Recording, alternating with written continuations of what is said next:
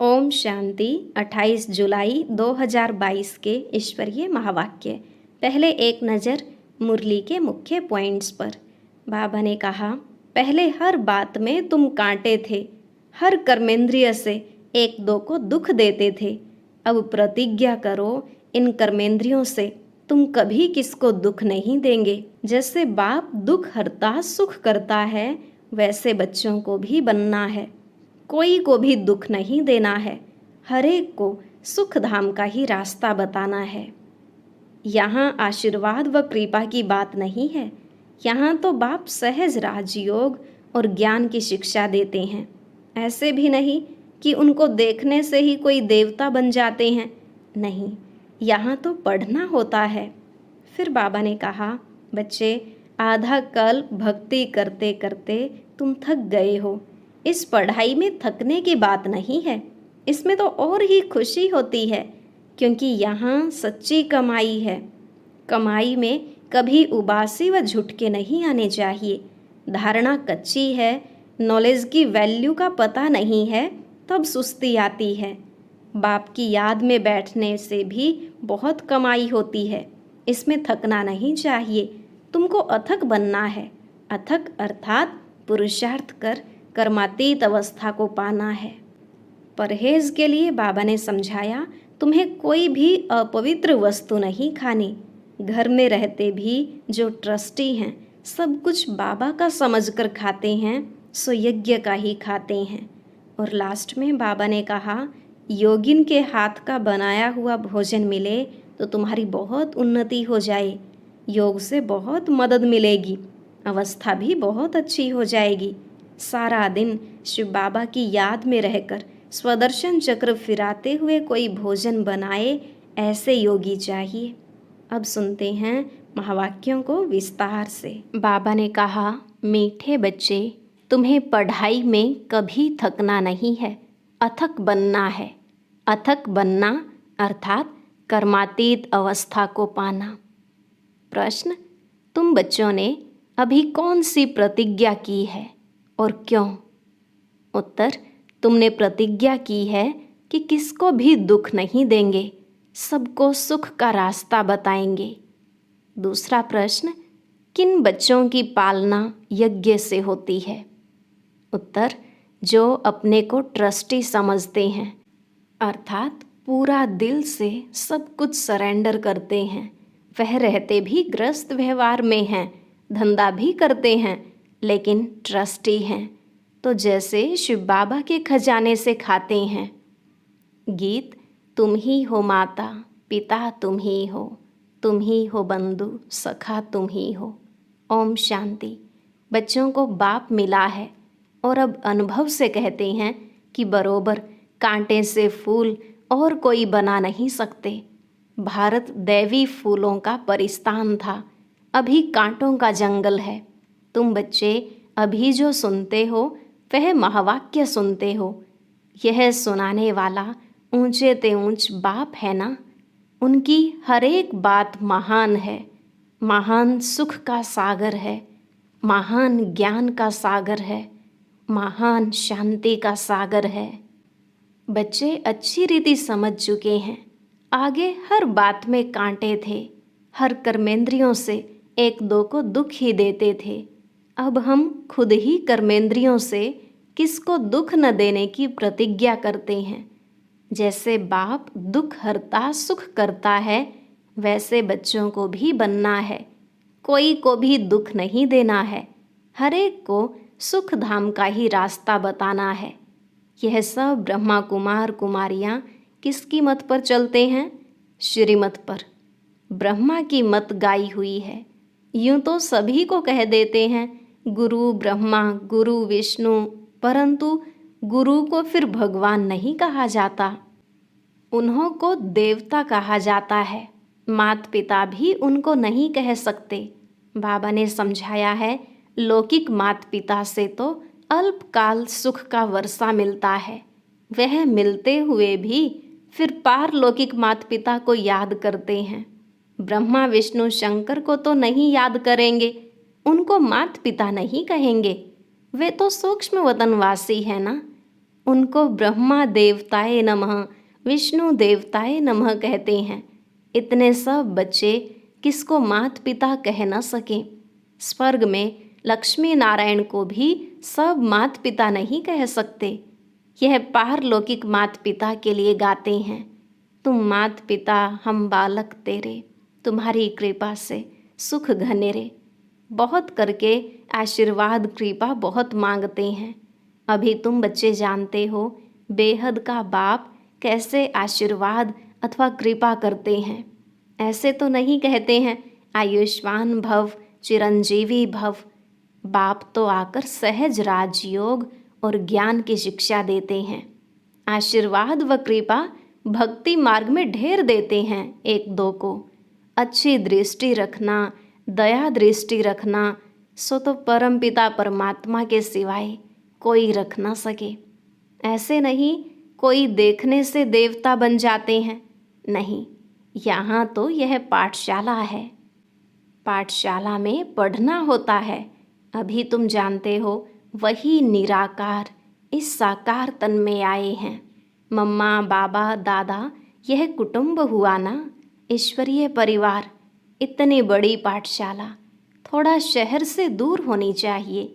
यहाँ भी देखो शहर से कितना दूर है, कितना सन्नाटा लगा हुआ है, क्योंकि हमें चाहिए ही शांति। हमको जाना है शांति धाम।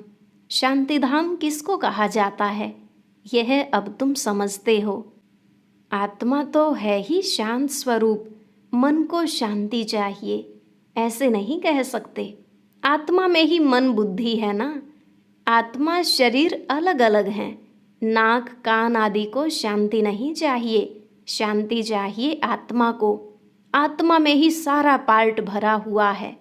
वह इमर्ज तब होता है जब शरीर मिले। आत्मा में ही सारा खेल भरा हुआ है। इतनी छोटी सी आत्मा में कितना पार्ट है। शरीर मिलने से ही वह पार्ट बजाएगी। यह भी अभी तुम जानते हो। बरोबर देवी देवता धर्म वाली आत्मा में ही 84 जन्मों का पार्ट है। यह अभी तुम जानते हो, सतयुग में नहीं जानेंगे। इस समय ही गाया जाता है हीरे जैसा जन्म अमोलक, क्योंकि तुम अभी ईश्वरीय औलाद बने हो। मम्मा बाबा कहते हो ना, अज्ञान काल में जो गाते थे तुम मात पिता, यह किसकी महिमा है यह भी नहीं जानते थे। तुम प्रैक्टिकल में अभी सुख घनेरे का वर्षा ले रहे हो। अभी समझते हो कि जन्म जन्मांतर शास्त्र पढ़ते भी नीचे ही उतरते आए। यह भी ड्रामा में नोंद है। भक्ति करनी ही है, न भक्ति बदलनी है न ज्ञान बदलना है। भक्ति की बड़ी सामग्री है। वेद शास्त्र अथाह हैं। लिस्ट निकालो तो बड़ी लिस्ट हो जाएगी। सारी दुनिया में क्या क्या कर रहे हैं, कितने मेले मलाखड़े आदि होते हैं। अब बाप कहते हैं बच्चे आधा कल्प भक्ति करते करते थक गए हो। इस पढ़ाई में तो थकने की बात ही नहीं, इसमें तो और ही खुशी होती है, क्योंकि यहाँ है कमाई। कमाई में कभी उबासी व झुटके नहीं आने चाहिए। धारणा कच्ची है, नॉलेज की वैल्यू का पता नहीं है तो सुस्ती आती है। बाप की याद में बैठने से भी बहुत कमाई होती है, इसमें थकना नहीं है। विवेक कहता है तुमको अथक जरूर बनना है।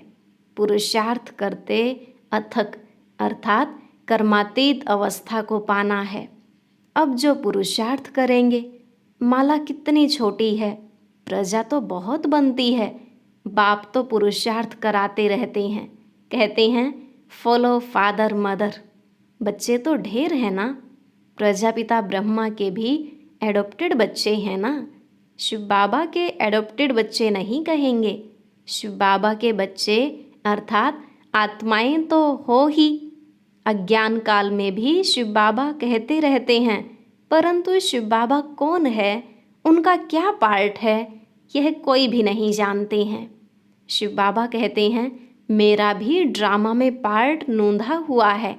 ऐसे नहीं जो चाहूँ सो करूँ, हमारा भी जो पार्ट होगा वही चलेगा ना।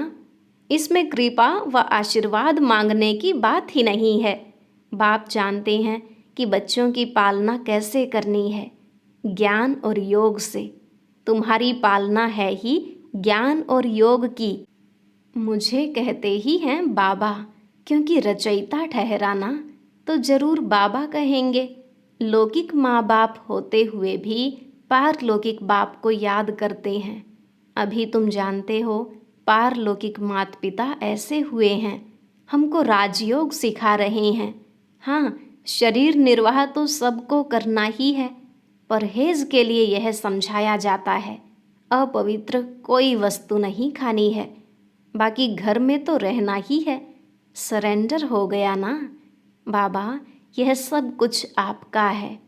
बाबा का सब कुछ समझकर चलते हैं तो वह जो खाते हैं सो यज्ञ का ही है। हम ट्रस्टी हैं, हम यज्ञ का खाते हैं। वो तो सतोगुणी ही है। अगर अर्पण में नहीं है, अपने को ट्रस्टी नहीं समझते, तो फिर वह यज्ञ का नहीं हुआ। पहले तो अपने को ट्रस्टी समझना है। मनुष्य कहते भी हैं कि ईश्वर ही सबको देने वाला है। देवताओं की पूजा करते हैं, समझते हैं उन्हों द्वारा मिलता है, गुरु से मिलता है, ऐसे भी समझते हैं। परंतु देने वाला सबको एक ही है, सबका दाता एक है। भक्ति मार्ग में हर एक ईश्वर के पास ही इंश्योर करते हैं, समझते हैं दूसरे जन्म में मिलेगा। तुम भी सब कुछ बाबा के पास इंश्योर करते हो। यह शिक्षा मिलती है दूसरे जन्म के लिए। अच्छे कर्मों का फल मिलता है। ईश्वर अर्पणम करते हैं, ईश्वर को अर्पण अर्थात इंश्योर करते हैं। वह है इनडायरेक्ट और यह है डायरेक्ट। वह परम पिता परमात्मा को जानते नहीं तो सब कुछ अर्पण नहीं कर सकते। यहाँ तो सब कुछ अर्पण करते हैं। बाप कहते हैं अपने को ट्रस्टी समझो। तुम जो खाते हो वह समझो हम शिव बाबा के यज्ञ से खाते हैं। संभाल भी करनी होती है। कोई तमोगुणी भोग लगा न सके, मंदिर में भी शुद्ध भोग लगता है। वह वैष्णव ही रहते हैं। विकारी तो सभी हैं। निर्विकारी श्रेष्ठ शरीर यहाँ आए कहाँ से? लक्ष्मी नारायण के श्रेष्ठ शरीर है ना। भ्रष्टाचारी विकारी को कहा जाता है। अभी तुम बच्चे समझते हो हम माता पिता के सम्मुख बैठे हैं, जिनको आधा कल्प पुकारा है।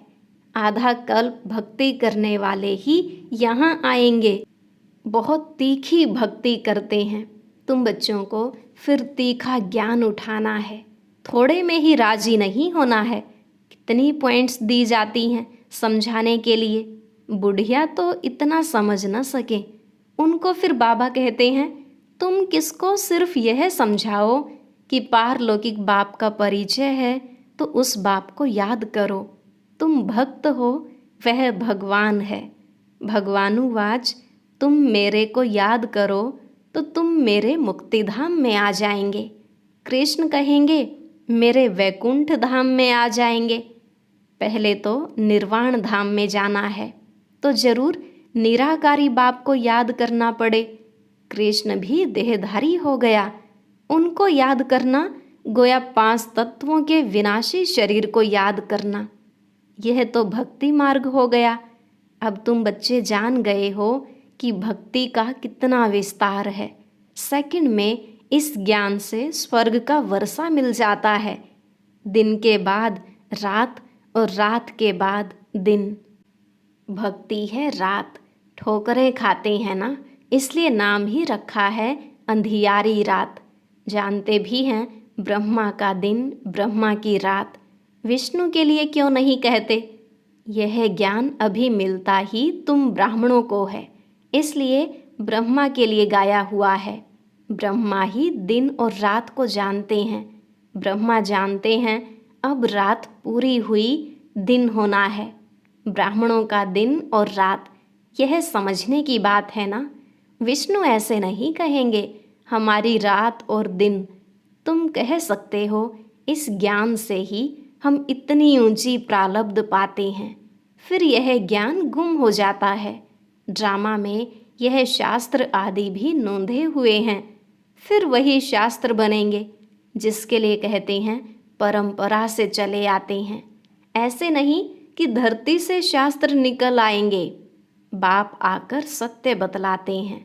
यह भक्ति मार्ग की सामग्री फिर से वही निकलेगी। बूढ़ी माताओं को यह भी याद करा दो, ऊंचे ते ऊंचे है शिव बाबा जो परमधाम में रहते हैं। जहाँ आत्माएं रहती हैं वह है ऊंचा ठाव, मूल वतन। फिर सूक्ष्म वतन में है ब्रह्मा विष्णु शंकर। फिर स्थूल वतन में आओ तो पहले लक्ष्मी नारायण का राज्य है जो नई रचना बाप रच रहे हैं, पतितों को पावन बना रहे हैं। कहते भी हैं पतित पावन आओ, तो जरूर सारी सृष्टि पतितों की है। उनको आकर पावन बनाते हैं। जो मेहनत करेंगे वही पावन दुनिया में आएंगे।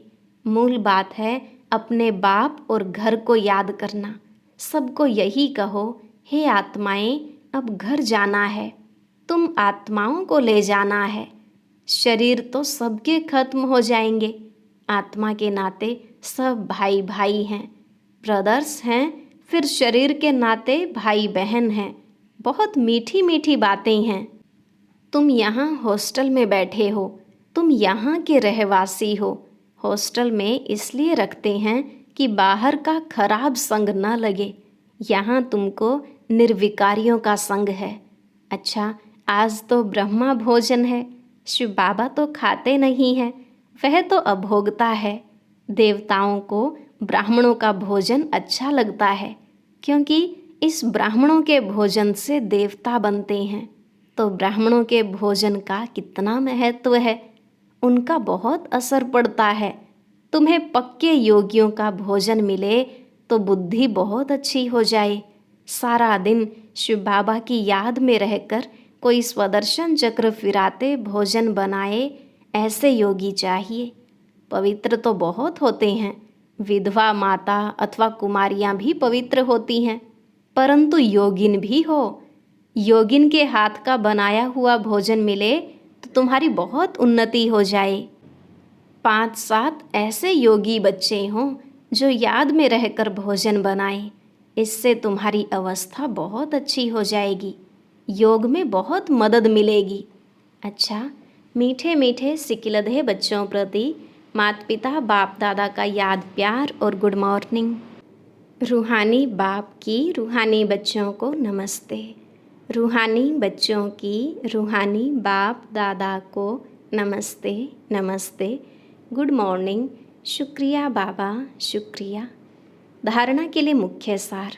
पहला पॉइंट, माता पिता को फॉलो करते हुए ज्ञान योग से सबकी पालना करनी है, उसी पालना में रहना है, ज्ञान योग में तीखा जाना है।